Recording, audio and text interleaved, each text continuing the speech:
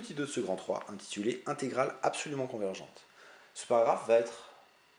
analogue à ce qui a été fait sur les séries, avec les séries absolument convergentes et le lien avec les séries convergentes. Eh bien, on va définir une intégrale absolument convergente. La définition est la suivante. Si j'ai i un intervalle de R et f une fonction continue par morceau sur i à valeur dans K, on dit que l'intégrale de f de t dt sur i est absolument convergente si l'intégrale de module de f de t dt est convergente. L'avantage, c'est que si f est continue par morceau sur i, alors on peut vérifier sans problème que la fonction qui a t donne module de f de t est encore continue par morceau sur i à valeur dans R+. Donc on va pouvoir utiliser les résultats dans 1 du 1 qui concerne les fonctions continues par morceau à valeur dans R+, et puis les conséquences seront vues dans le petit 3. Comment voit-on que la fonction qui a t donne module de f de t est encore continue par morceau? On regarde la subdivision adaptée à f, une subdivision adaptée à f, et on voit qu'elle est aussi adaptée à module de f, les invariants de discontinuité se fabriquant, se gérant de la même façon, puisque on compose par une application continue. Et donc la proposition est la suivante, c'est que toute intégrale absolument convergente est convergente, et en plus on a ce qu'on appelle l'inégalité triangulaire, à savoir que si j'ai i, un intervalle inclus dans R, et f de i dans K, une fonction continue par morceau, si l'intégrale est absolument convergente, alors l'intégrale est convergente, et de plus, le module de l'intégrale est plus petit que l'intégrale des modules. Alors pour démontrer cela, on va passer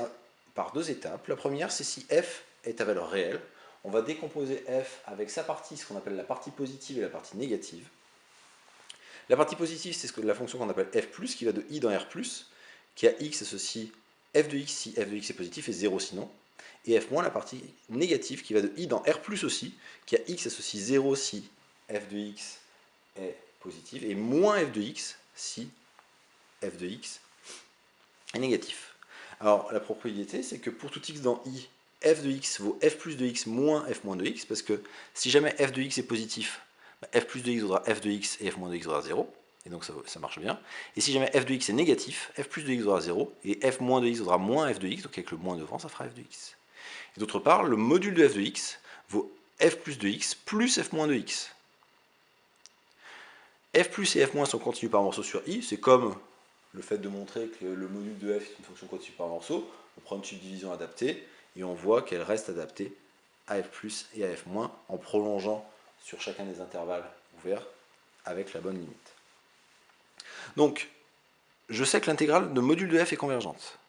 Mais en plus, comme f plus et f moins sont en valeur d'un R+, j'ai les doubles inégalités que f plus de t est plus petit que le module de f de t, et qui est positif, et que f moins de t est plus petit que le module de f de t, et qui est positif. Et donc je peux utiliser le théorème de comparaison sur les intégrales de fonctions positives, ce qui va me donner que les intégrales de f plus et les intégrales de f moins, et l'intégrale de f moins, toutes ces deux intégrales convergent. Par combinaison linéaire d'intégrales convergentes, puisque f c'est f plus moins f moins, et par linéarité de l'intégrale, on obtient que l'intégrale sur i de f plus moins f moins converge, ce qui me dit que l'intégrale de f converge, et que l'intégrale de f c'est l'intégrale de f plus moins l'intégrale de f moins. Ensuite, pour l'inégalité triangulaire, je dis que le module de l'intégrale de f, c'est le module de l'intégrale de f plus moins l'intégrale de f moins. J'utilise l'inégalité triangulaire dans C, enfin, ou plutôt dans R, puisque ici j'ai des fonctions à valeur réelle, que le module d'une différence est plus petit que la somme des modules, sauf que le module de l'intégrale de f plus de t dt plus le module de l'intégrale de f moins de t dt, par positivité de l'intégrale, comme f plus et f moins sont des fonctions à valeur positive, les intégrales sont positives, donc les modules sont inutiles. C'est l'intégrale de f plus l'intégrale de f moins. Par linéarité, ça fait l'intégrale de f plus f moins, et f plus f moins, c'est le module de f. Et on a bien démontré le résultat pour des fonctions à valeur réelle. Reste donc à le montrer pour des fonctions à valeur complexe. Donc si je prends f qui va de i dans c, eh bien je vais considérer deux applications qui sont les fonctions partie réelle de f, qui a i qui va de i dans r, qui a t associé la partie réelle de f de t, et la partie imaginaire de f qui va de i dans r, qui a t associé la partie imaginaire de f de t. Là encore, si f est continu par morceau sur i, les deux fonctions partie réelle de f et partie imaginaire de f sont continues par morceau sur i et à valeur réelle. D'autre part, une inégalité sur les complexes me dit que quel que soit t dans i, la valeur absolue de la partie réelle est inférieure ou égale au module. Ça consiste simplement à dire que si xy est dans R2, la valeur absolue de x est inférieure ou égale à racine carrée de x carré plus y carré. De même pour la partie imaginaire de f de t qui est plus petite que le module de f de t. Et donc, là j'ai deux fonctions continues par morceau à valeur positive, qui sont la valeur absolue de la partie réelle et la valeur absolue de la partie imaginaire, par théorème de comparaison sur les intégrales de fonctions positives, et comme l'intégrale de module de f convergent, on obtient que les deux intégrales de partie réelle de f de t et l'intégrale de partie imaginaire de f de t convergent, puisque là je peux appliquer donc le premier cas, le premier cas qui est valable pour des fonctions à valeur réelle, et d'autre part, par l'inégalité triangulaire, j'obtiens que la valeur absolue de l'intégrale de partie réelle de f de t dt est inférieure ou égale à l'intégrale de module de f de t dt. Évidemment, pareil pour la partie imaginaire. Je ne l'ai pas écrit parce que j'en aurais pas besoin pour la suite. Le fait que le module de l'intégrale de la partie imaginaire de f de t dt est inférieur ou égal à l'intégrale du module de f de t dt. De plus, par combinaison linéaire d'intégrales convergentes,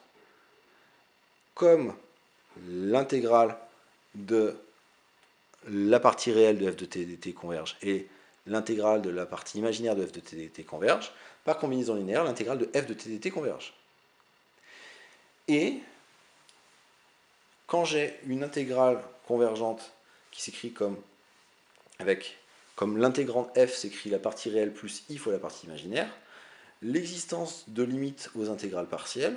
si c'est sur un intervalle semi-ouvert, et ça marcherait aussi sur un intervalle ouvert, ça me dit que une fonction à valeur complexe possède une limite si et seulement si sa partie réelle et sa partie imaginaire possèdent une limite. Et donc, cette intégrale converge, ça signifie que la partie réelle de cette intégrale converge avec la partie imaginaire aussi, et que la partie réelle de cette intégrale, c'est l'intégrale de la partie réelle, et que la partie imaginaire de l'intégrale, c'est l'intégrale de la partie imaginaire, en écrivant que f de t, c'est la partie réelle plus i fois la partie imaginaire, et par linéarité sur les intégrales convergentes, on obtient bien ceci. Donc la partie réelle ou les parties imaginaires peuvent rentrer à l'intérieur de l'intégrale.